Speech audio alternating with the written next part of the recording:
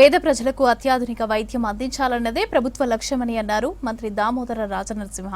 హైదరాబాద్లోని నిమ్స్లో stem cell and regenerative medicine సెంటర్ను ప్రారంభించారు. ఇక విదేశాల్లో పెద్ద ప్రైవేట్ ల్యాబ్లలో జరిగే రీసెర్చ్ నిమ్స్లో జరుగుతుందని అన్నారు. ప్రభుత్వ హాస్పిటల్లో ప్రైవేట్ బయోటెక్ కంపెనీ తులసి థెరప్యూటిక్స్తో కలిసి ఈ సెంటర్ను ఏర్పాటు చేశామని తెలిపారు. ఇక మందులతో నయం కాని వ్యాధులను కూడా నయం చేయగలిగే శక్తి ఈ స్టీమ్ సెల్స్కు ఉందన్నారు మంత్రి దామోదర.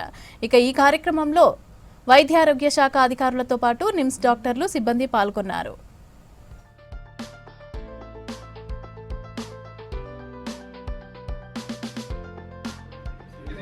స్టెమ్ సెల్స్ వాళ్ళకి సైడ్ ఎఫెక్ట్ వస్తాయి. స్టెమ్ సెల్స్ వేరే వాళ్ళ స్టెమ్ సెల్స్ తీసుకేసి చేస్తారు.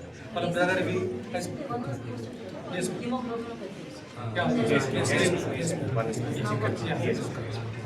luckily we are able to have the bonus